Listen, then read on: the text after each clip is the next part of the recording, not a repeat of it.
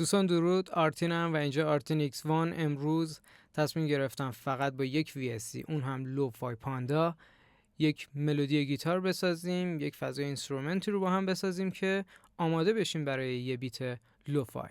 همراه من باشید.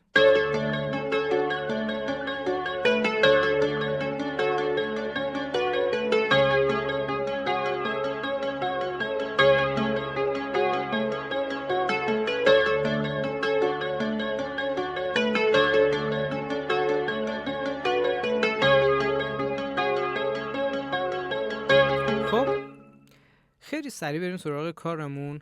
عرض کنم خدمتتون که فقط یه توضیح قبلش بدم. گام کارمون فا دیز مینور هستش. آکوردایی هم که استفاده کردیم دو تا آکورد هستش. آکورد اول ر ماژور، آکورد دوم دو دیز مینور هستش. صدای اول پیانو، پریست بوک استور. به تنهایی بشنویم.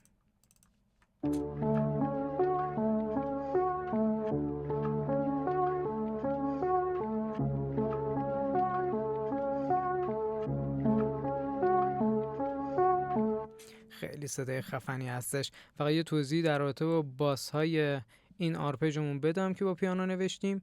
باس اولش ر هستش و بعد به دو دیز میرسه. دو دیز درجه سوم آکورد فا دیز مینورمون هستش. از دلیل استفاده از دو دیز اینه که ما می‌خواستیم که حرکت آکوردمون بسیار نرم باشه. این یک نکته بسیار مهم هستش که لحاظ کنید حتما توی آهنگسازیاتون. صدای بعدی پد هستش، پریست برایت سافت، اون هم از لوفای پاندا. باز هم بشنویم.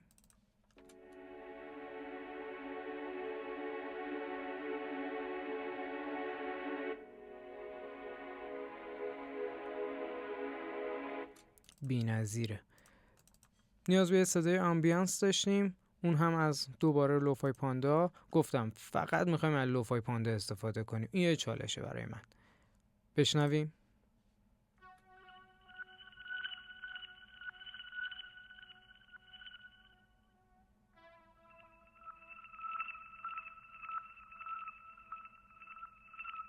وقتی که یه نوت میخواید برای آمبیانس استفاده کنید خیلی نباید حرکت توش داشته باشه که توجه ها رو جذب کنیم. صرفا میخوایم یک وایبی رو ایجاد کنیم، فضا سازی انجام بدیم. اصلا اسمش روشه.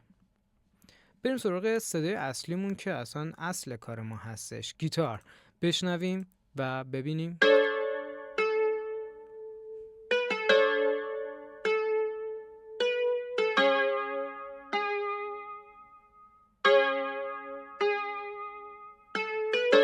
خب چجوری به این صدا رسیدیم؟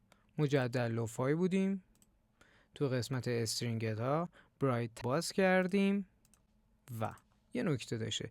یه بیسیک میکس ترک من دارم برای خودم ساختم که اگر میخواید مثل من یه دونه از اینا داشته باشید حتما برام کامنت کنید که بهتون یاد بدم چجوری توی ایبلتون اون رو بسازید. لوکات هایکات انجام دادیم، یه 70% هم کورس بهش دادم، 7% هم OTT برای اینکه به این صدا برسیم. قبلش چی بوده؟ این بوده.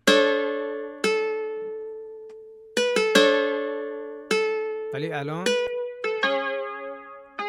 این جنس صدایی هستش که من دنبالش بودم. بریم سراغ گیتار بعدی، گیتار آرپژ.